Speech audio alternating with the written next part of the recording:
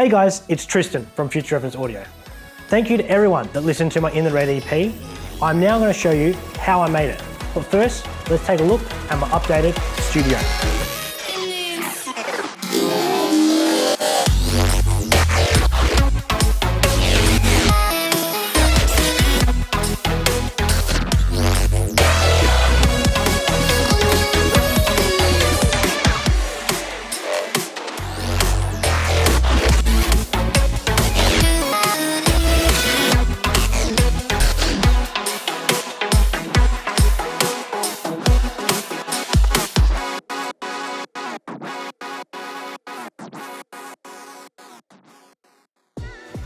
Okay, so back to the EP and some key effects that help me mix it were my patcher presets that I developed. And I'm giving away these for free to help your mixes as well. Here's how they work. So first, you need to download them via the downloads page on my website. Once you're here, you then scroll down to where it says Future Reference Audio Patcher Presets and then click the download patcher presets. We'll then redirect you to this window. You then download it. There it is, popped up down there. Then go down to my downloads folder. Here it is, just been recently downloaded. Copy it. I then go to my documents tab, go to the Imagine Line folder. I then search for the patcher section. Oh, there it is, the patcher folder of this. Oh, actually, I've forgotten to expand it. So first you need to extract all the folder there, and once it's extracted, the folder will then be here. And here we are. Here is the patcher presets. Then I open up my project, and in the patcher presets, I will then see this folder. So now, how to use them. First example I'm going to show you is how to use what's called the fat rack, which is the one I use the most. So let's put this on here. Let's first just take a listen what it sounds like without the patcher preset.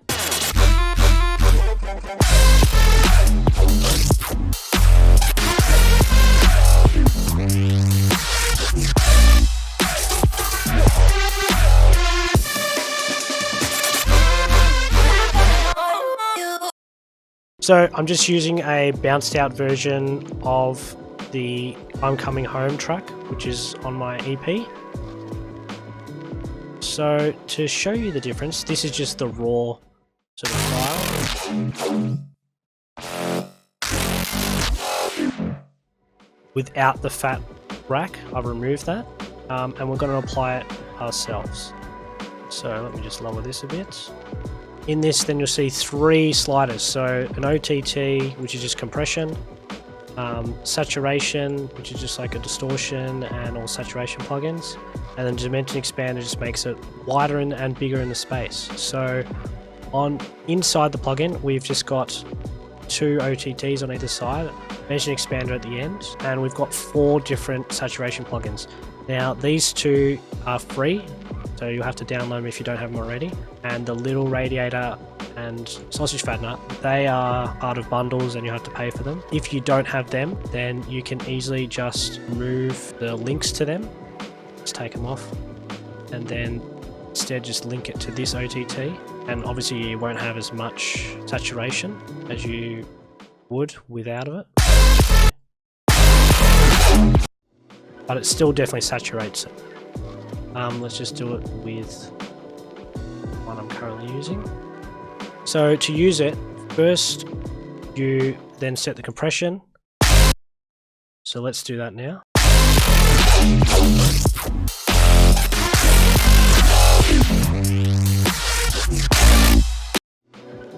So obviously this will become louder because it's upwards and downwards compression OTT. You just drop the gain on this here.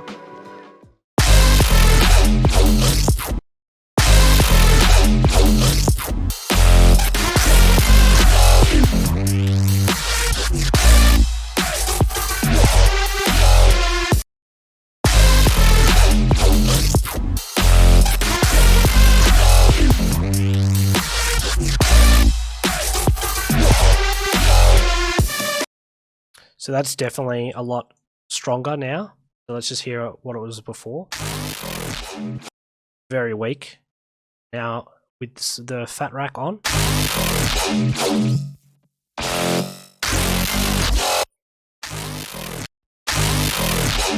Heaps better. Obviously there's an increased volume, so just chuck a limiter on so it just doesn't go over the top.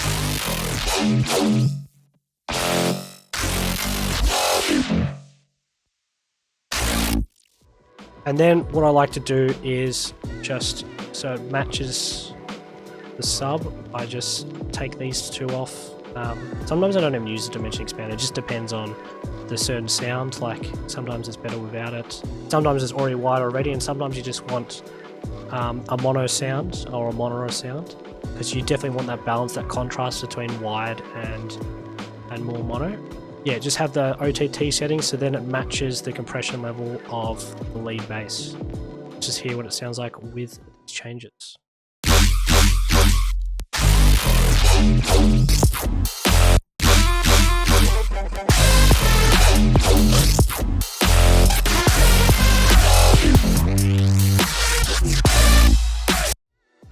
So it definitely sounds more powerful and impactful, a lot more fatter, which is good. That's exactly what we want. Another effect I used a lot and made into a patch of preset was these two, the chorus whiner and distortion whiner. These are pretty much something that I showed in the tutorial earlier. Instead of patching stuff like this, hard left and right, I've just got them in one easy plugin, so you can just apply one effect and not have to patch things everywhere. So basically all it is it's just two choruses, one on each side, with two different settings, which gives a perceived wideness because it's a different chorus on each side. So that difference creates a bit of separation, or audible separation. So let's just hear what it sounds like on the vocals here. Just go to this vocal chop and let's hear it.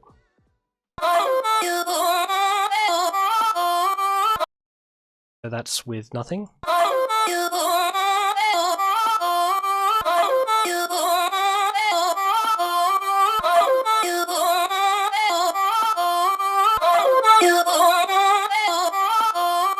Yeah, if you've got headphones on, you'll definitely be able to hear, the more I pull this, the wider it sounds. And obviously, because we're adding an effect, it obviously sounds a bit louder, so you have to balance that out with the mixer there. But definitely is wider. So you can also do it with the distortion widener. It just depends what sort of texture you're after. If you're after a bit of a softer, lighter texture, I'd go for the chorus. If you're after a bit of a harsher, more saturated tone, I'd definitely go for the distortion widener. So let's just test out how this works on this one. So this is before. So this is the dry wet of the capitator presets. Again, I'll leave a link in the description for all the plugins I use, but you'll need to have the decapitator for this, which is a paid plugin. And same with the chorus. This is a free one, but you'll need to get the Towel chorus plugin for this to work. Or you can just put in your own chorus one, or you can just put in your own distortion one for here. So I've just got two different ones on either side. So first you'll need to set a distortion amount, and then just drag in the dry and wet, how much you actually want to apply to the signal. So let's just go full to see what we like.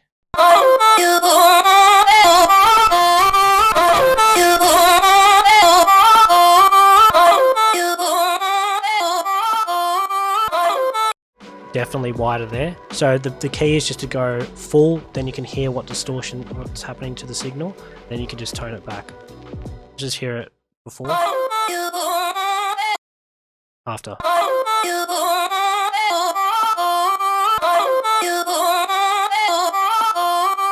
Definitely a little bit wider, Pretty much exactly the same as what I showed you in the previous tutorial, but just all in that one easy to use plugin. So another one that I use on vocals a lot is what I like to call the top sizzle. Now the top sizzle is another one of my tutorials that I showed, which is basically just a parallel compression on just the high end. So it's just a filter and a compressor. I've used the Devil Lock, because that's a really harsh compressor, really good for for this type of effect. And then I pretty much, if I want, I can adjust this, but I don't tend to adjust this. I just tend to just mix in how much of the effect I want with the volume just here. And then obviously I sort of tinker with the compression as well. So it's just called the top sizzle because it just adds a little bit of high presence in the vocals. It makes it stand out a bit more in the mix. Yeah, let's just test it out. So this is before. So, and then let's just go, it's obviously going to be very harsh now, so we're going to have to drop it down a lot. So very harsh, so just drop it down here.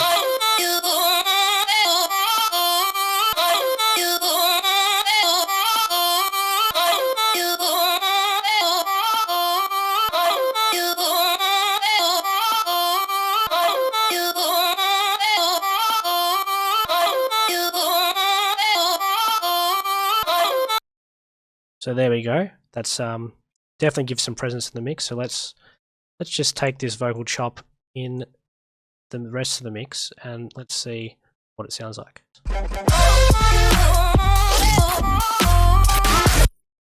So it doesn't really have any presence there, but if you have the top sizzle on, definitely that high end presence is there. Even in that section there. That's on it. Yep, a little bit more presence there it gives, which is good. Exactly what you want. Another thing that I use a lot, especially in build-ups, is called the build-up intenser. So there's two different versions. There's this one, which is just a high shelf, automated. This goes down, and it's also got, it also makes it go mono as well. This is all stock plugins as well, so you won't have to buy any new plugins for this to work as well. This goes to mono. So this effect you only want to use to about 50%, because anything past 50% is not really that effective. So what you want to do is just highlight the build-up. You then go to the build-up intenser button, create automation clip, and you just want to build it in. So I like to go around, for this effect, around 30%. And then I like to create this sort of shape. So it goes up and then it just goes down and then it hits hard, the drop. So let's just see how it...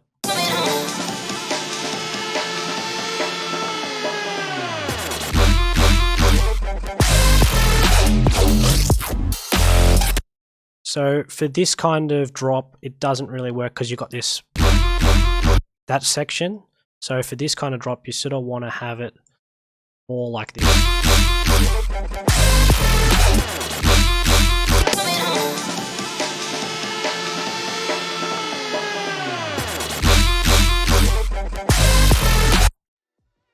Yeah, so that's how it works. The other one, which is actually a bit more effective, is the bandpass version.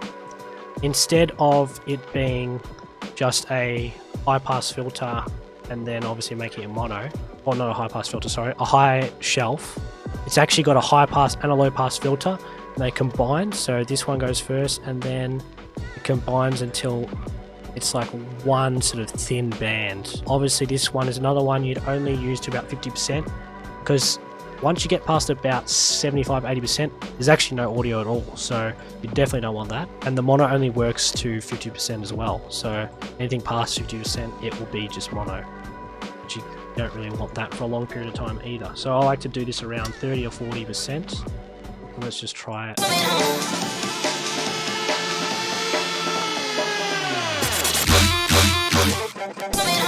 So this one probably a little bit more. Let's just go 45 just to exaggerate the effect.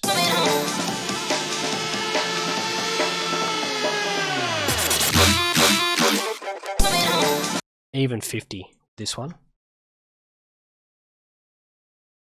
And then you can even just create this effect. Go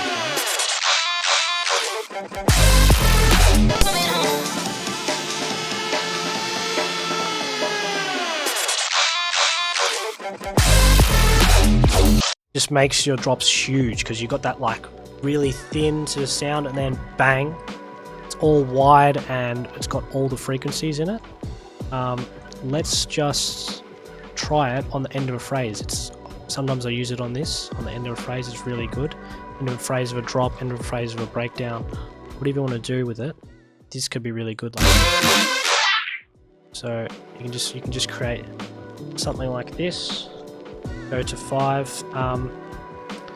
You can even just put it on just one sound. So instead of just putting it on the master, let's just put it on one sound. So this bass sound. Go to the automation. Want that automation. Go. Alright, let's see how it goes.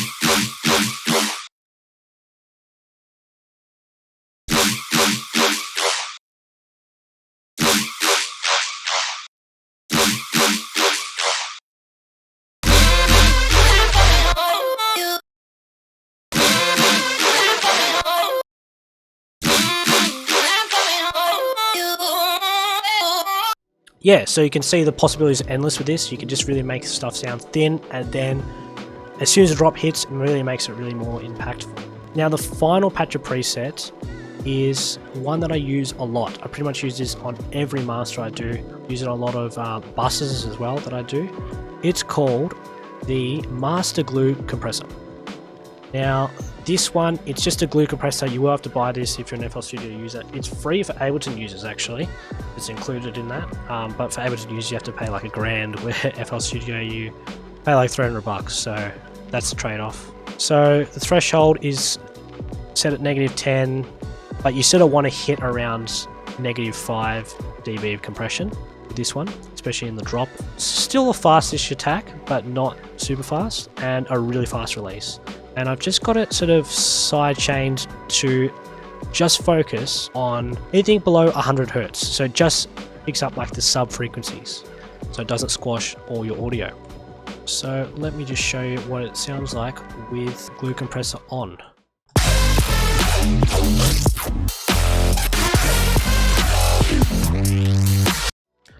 Obviously this is a very sort of rough mix at the moment, and we've got a lot of effects that are on top of other effects because I've just sort of bounced this out. All this sort of stuff will need a lot more tinkering. This just gives you a really good overview of how I use all these patch of presets. Without these patch of presets, it wouldn't sound the same. And I hope my patch of presets help your mixes too. Thank you all for watching. This will be my last future reference audio video. But don't worry, I am not going to stop creating. I'm now going to share all my learnings through life experiences to help you all, as well as express myself through video, short film, and of course, music. I'll be sharing all of this on my brand new YouTube channel, Tristan.life. This also won't be the end of future reference audio, as my mixing and mastering services are still available. Details on my website, link in the description. Bye for now, but I'll see you on Tristan.life.